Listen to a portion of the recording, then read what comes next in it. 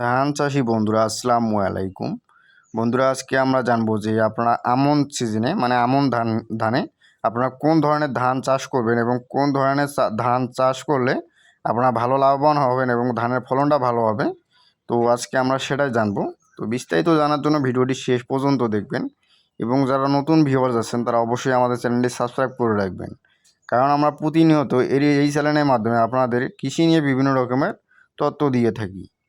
তো বন্ধুরা লক্ষ্য করতে পারতেছেন এটা কিন্তু বড়ো সিজনের ধান। তো এই সিজন কিন্তু প্রায় শেষ। তো এগুলো হচ্ছে মূলত আলু ক্ষেতের ধান। তো এই যে ধানগুলো বড়ো সিজন এবং আমন সিজন, এই দুই সিজনে কিন্তু আমাদের ধান চাষ করা হয় এবং এই দুই সিজনে যে ধানগুলো হয় এই ধানগুলো দিয়ে আমাদের মানে পুরো বছরটা চলে যায়। তো বন্ধুরা লক্ষ্য করতে পারতেছেন এই যে ধানগুলো এগুলো কিন্তু মূলত হচ্ছে হাইব্রিড জাতের ধান। আর আপনারা লক্ষ্য করলে বুঝতে পারবেন যে হাইব্রিড জাতের ধান কিন্তু এমনিতেই অনেক বেশি হয় এবং ফলনটা অনেক ভালো হয়। তো গত কয়েক বছরের থেকে বর্তমান যে মানুষের যে ধানগুলোর প্রতি চাহিদা বেশি সেগুলো হচ্ছে যে হাইব্রিড জাতের ধান বা মোটা জাতের ধানগুলো। এগুলো দেখবেন যে আপনারা পাইকার খুব টানে, কিন্তু আমরা যারা চিকন ধান চাষ করি বা খাওয়ার জন্য অনেকে ধান চাষ করে চিকন জাতের ধানগুলো, এই ধানগুলোর কিন্তু দাম বর্তমান হাইব্রিড ধানের থেকে কম থাকে। কিন্তু যারা যারা আর কি খেতে নেয় তারা একটু দাম দিয়ে নিতে চায়। কিন্তু আপনার বাজারে যদি হিসাব করেন, বাজারের হিসাবে দেখবেন যে যারা আর কি পাইকার বা বড় বড় ওই ব্যবসায়ীরা আছে, এরা কিন্তু সবসময় মোটা ধানটাই আপনার কিনতে চায়, কিন্তু চিকন ধানটার মানে পাটি কম থাকে, চিকন ধানটা কেউ নিতে চায় না। তো এই ক্ষেত্রে যারা আমন ধান চাষ করবেন, তো আমন ধানের ক্ষেত্রে আপনারা যে জিনিসটা ফলো করবেন সেটা হচ্ছে যে আপনারা যারা আর কি খাওয়ার জন্য গাড়বেন একটু, তারা অবশ্যই চিকন ধানটা গাড়ার চেষ্টা করবেন। এবং যারা বিক্রি করবেন বা মানে ধান চাষ করে মানে বাণিজ্যিকভাবে চাষ করতেছেন, তারা অবশ্যই মোটা জাতের ধানগুলো চাষ করবেন।